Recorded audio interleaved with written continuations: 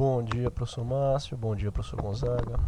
Aqui é o Tadeu e dando prosseguimento à nossa reunião de TCC do agora dia 13, né? 13 de abril. Ficou acordado que eu mostraria os avanços que eu tive na compreensão do código do Latim em relação às variáveis de atraso e como seria o plot dos pulsos antes e depois de passar pelo canal. Já adianto que o professor Gonzaga dei uma olhadinha aqui nos livros indicados, mas não me aprofundei muito neles não. Beleza. Certo. Primeiramente, em relação a essa primeira variável aqui, que ele chama de delay do cosseno elevado, raise cosine, eu dei uma melhor analisada em como funciona essa função nativa do MATLAB para gerar os pulsos de cosseno elevado. No caso aqui, ele é um cosseno elevado quadrático. Aí recriei o que está sendo feito aqui no código do Latim, criei um outro script, mas ele tem os mesmos parâmetros. Vou rodar aqui.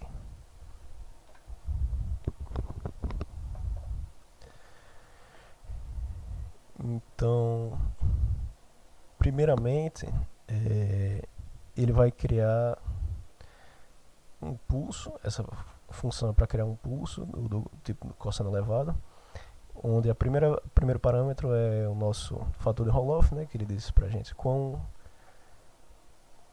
vai ser o decaimento do pulso, né, se vai ser suave, se vai ser mais veloz. E o segundo parâmetro é o span, que é o nosso... Ele diz pra gente quantos símbolos vão ter nessa formatação de pulso. Porque na prática a gente sabe que o pulso, quando é transmitido, ele é infinito, né? Ele sempre vai estar aqui variando próximo de zero na vida real, né? Mas aqui essa função ela trunca. Ela diz pra gente, a gente consegue determinar quantos símbolos vão ser mostrados nessa formatação de pulso. Então nesse caso são 8, que aí são 4 para a esquerda e 4 para a direita. Aqui 1, 2, 3, 4 e 1, 2, 3, 4, sem contar com o pulso principal. E aí o segundo parâmetro são samples per second, né? Quantas amostras cada símbolo vai ter. Então aqui com a função para a gente ver a resposta a impulso, a gente vê bem direitinho que quão bem refinado vão ser os nossos símbolos, né? Quantas amostras cada símbolo vai ter. O span é a quantidade de símbolos que vai ter no pulso, e o SPS é quantas amostras, quantos samples vão ter cada símbolo. E por fim ele diz também que tipo de cosseno elevado vai ser. Se vai ser um cosseno elevado normal ou um cosseno elevado quadrático. Pronto. Então, dito isso, a gente vê que ele determina com aqueles mesmos parâmetros, né, que a gente fez que eu fiz aqui nesse outro script, e ele determina o nosso pulso do cosseno elevado quadrático. Depois ele encontra o filtro casado. Tá, beleza. Então aqui, nesse momento aqui, nessa linha, ele diz pra gente que é para identificar quais vão ser os pontos onde o sinal tem que ser analisado para ser enviado para os equalizadores, né? Porque como a gente sobre a amostra, ele sai de um... Vou até rodar aqui. Ele sai de a quantidade de 1 milhão de símbolos para 8 milhões por causa do fator de sobreamostragem. Só que tem um atraso relacionado ao cosseno elevado quadrático vezes 2, porque vai ter o atraso do filtro casado também.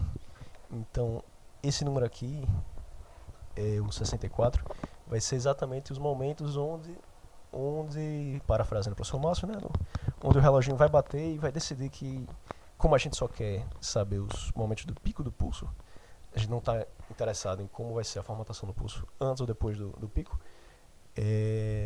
essa variável é justamente para decidir onde é esse momento que o sinal vai ser analisado e vai ser subamostrado para voltar para 1 milhão de símbolos. No momento ele tem 8 milhões e 64, se não me engano, por causa disso aqui. Aqui, logo na linha de baixo, ele passa o sinal sobreamostrado, né, com 8 milhões, e ele formata com o cosseno elevado. Então, XR-cos, ele vai ficar com o tamanho de 8 milhões e 64. Depois ele passa o sinal de novo pelo filtro passa baixa. Tem um segundo filtro aqui. Aí esse processo aqui não adiciona novos símbolos ao sinal. Ele continua com X channel out, continua com 8 milhões e 64. Tá aqui. Certo. Então, logo em seguida a gente tem as definições do multipercurso, né? E aí aqui a gente já tinha analisado antes. Vou partir logo para cá, onde ele aplica finalmente o canal. Ele passa o sinal pelo canal. E aí nessa passagem, como agora a nova variável, outro ponto que me deixava confuso era porque o código do Latil usava a mesma variável aqui e aqui. Aí eu tive que alterar, tive que botar esse underline CH justamente para ver qual era o tamanho, como ia ser alterado.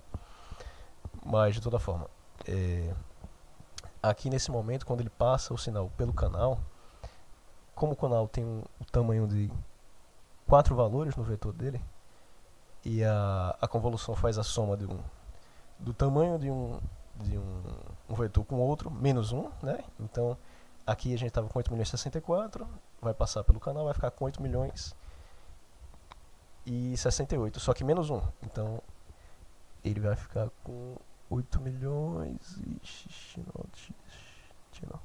8 milhões e 67. Pronto. Logo em seguida, depois de passar pelo canal, ele passa finalmente o sinal pelo o nosso filtro casado. Tá aqui. Então nessa passagem aqui, como o tamanho do vetor do nosso pulso distorcido pelo canal tem tem 133 valores no vetor dele. Na realidade são 132, né? Porque eu adicionei esse aqui a mais para a equalização forçada zero funcionar. Então, ele aqui na prática ele é criado com 132. E aí, quando o sinal é passado pelo filtro casado, ele vai para o tamanho de 8 milhões e 131. XRX 131 tá aqui.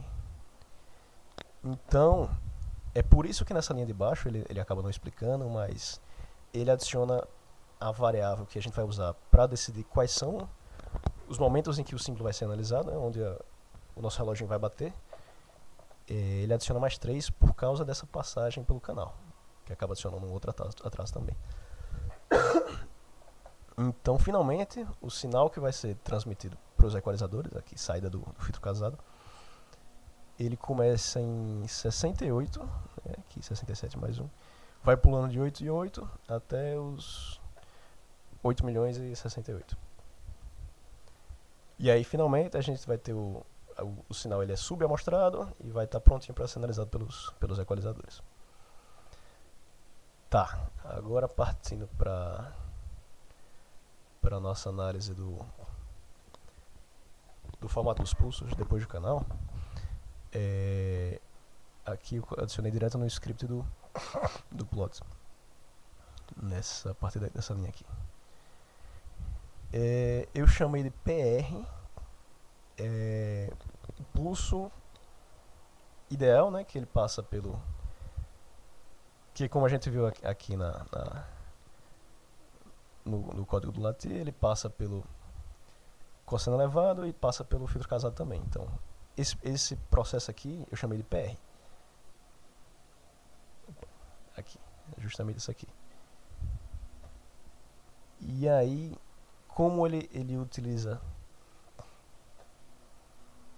o, o multipercurso para encontrar como vai ser o pulso distorcido pelo canal.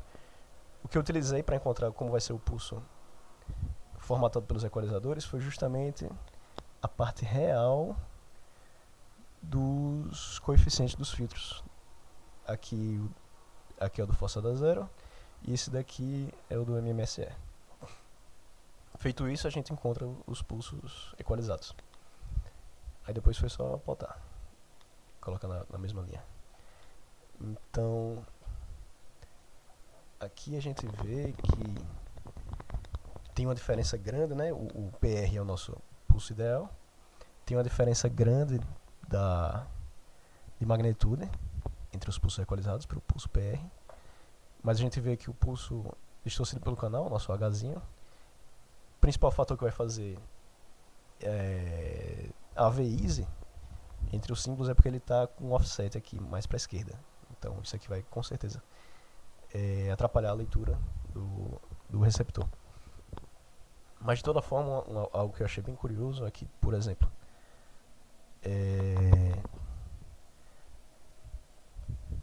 eu acreditava, né, que o pulso mais correto, que vamos analisar aqui no momento 90, o pulso mais correto, mais próximo do pulso PR, deveria ser o pulso do MMSE. Só que aqui a gente pode ver que ele está mais distante do que... Ele é o roxinho, né? Ele está mais distante do azulzinho, do PR. A gente vê que o pulso distorcido pelo canal está mais distante ainda. Então realmente fica curioso, né?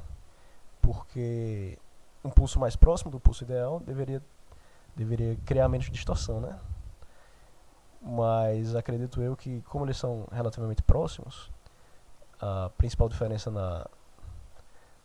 no cálculo do erro, na recepção, é justamente porque apesar do pulso do MMSE não ser um pouco mais distante do pulso ideal, ele leva em consideração os símbolos com ruído, né? O pulso do forçado a zero não... O equalizador forçado a zero não leva. Então creio que não seja uma diferença tão grande para explicar, para não gerar, para fazer com que a performance do MMSE seja melhor.